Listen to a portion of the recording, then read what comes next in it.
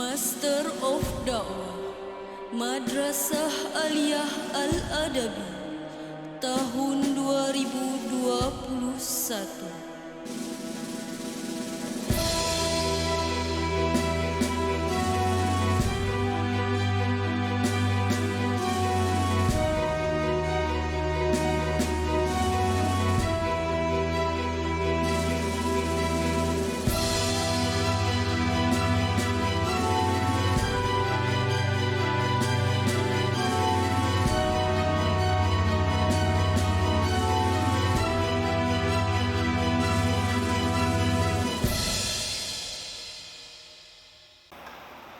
Bismillahirrahmanirrahim.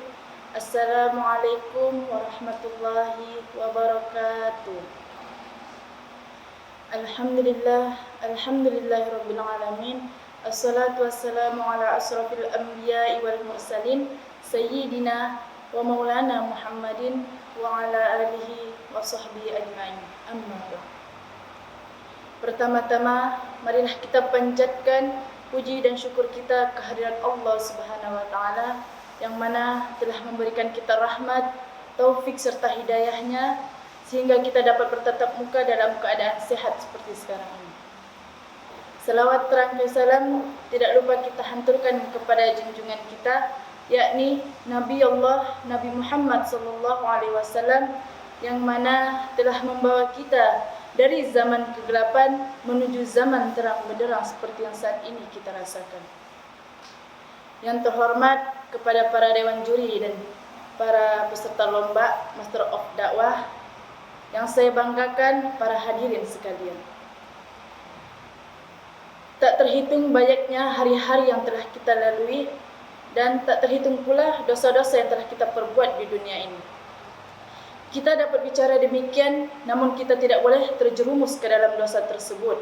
Terlebih lagi apabila kita mengetahui yang kita perbuat adalah suatu dosa.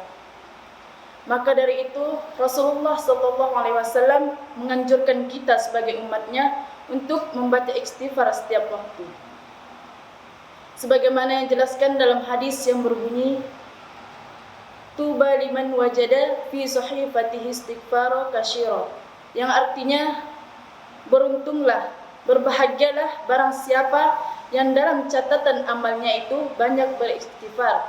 Hadis riwayat Al-Baihaqi, Imam Ahmad Az-Zuh, yang disahihkan oleh Syekh Al-Albani ini, Sahih Al-Jami' nomor hadis 3930. Perlu kita ketahui hadirin bahwa Nabi Muhammad yang sudah mendapat jaminan syurga dari Allah Subhanahu wa taala saja masih menyempatkan waktu untuk membaca istighfar setiap saat. Apalagi dengan kita yang setiap detik, setiap waktu dan setiap harinya malah banyak berbuat dosa dan maksiat. Nabi Muhammad mempunyai memiliki keistimewaan yaitu dijaga dari dosa-dosanya. Ada hadis yang mengatakan bahwa dalam seharinya itu Nabi Muhammad minimal membaca istighfar sebanyak 100 kali. Bayangkan, minimalnya saja sebanyak 100 kali, apalagi maksimalnya hadirin. Lantas bagaimana dengan kita? Apakah kita sudah meneladani sifat Rasulullah tersebut? Jangankan yang 100 kali, yang 33 kali saja biasanya kita membacanya secara malas-malasan dan terburu-buru. Bagaimana hati kita bisa tenang, bagaimana hidup kita bisa bahagia dan beruntung apabila istighfar saja kita masih bermalas-malasan seperti itu. Na'udzubillah min dzalik. Hadirin yang dirahmati oleh Allah Subhanahu wa taala. Seharusnya kita sadar kita masih sering sekali berbuat dosa di dunia ini.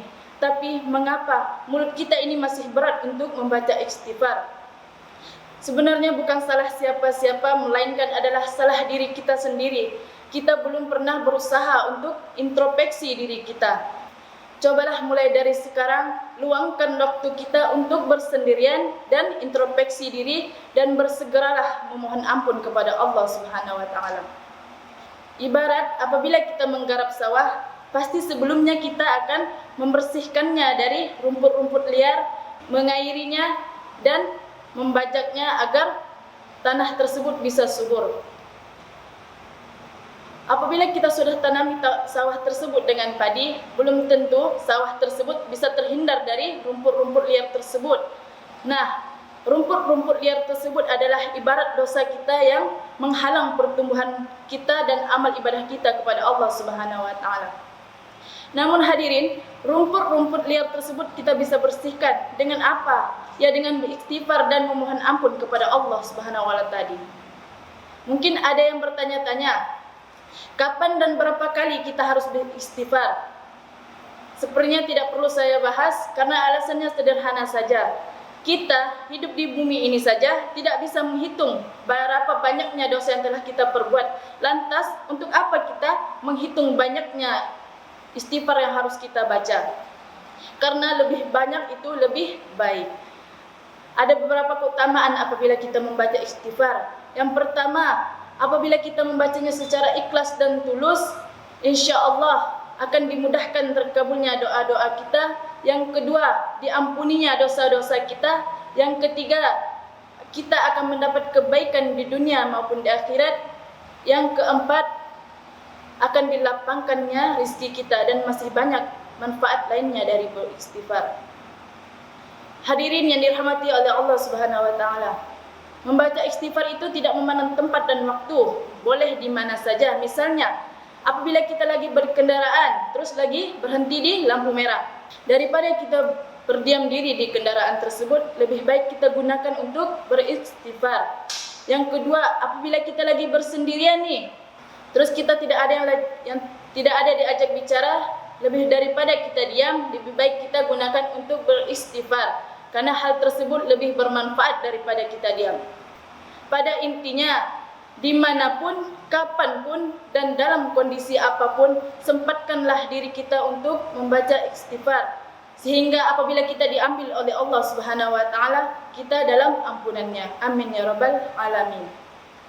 Baiklah, saya akan menyampaikan satu pesan mengenai tema tausiah saya tadi. Apabila hati kita terasa tidak tenang, mungkin karena tidak ada Allah dalam hidupmu, maka segeralah memohon ampun kepada Allah dengan beristighfar. Insya Allah, seberat apapun masalahmu di dunia ini, hatimu akan tetap terasa tenang. Jalan-jalan ke pasar Dahlia, tidak lupa membeli kunyit. Setiap manusia pasti punya dosa, marilah bertaubat walaupun sedikit. Mungkin hanya sekian yang dapat saya sampaikan. Undur mangkola wala tandur mangkola. Saya akhiri. Assalamualaikum warahmatullahi wabarakatuh.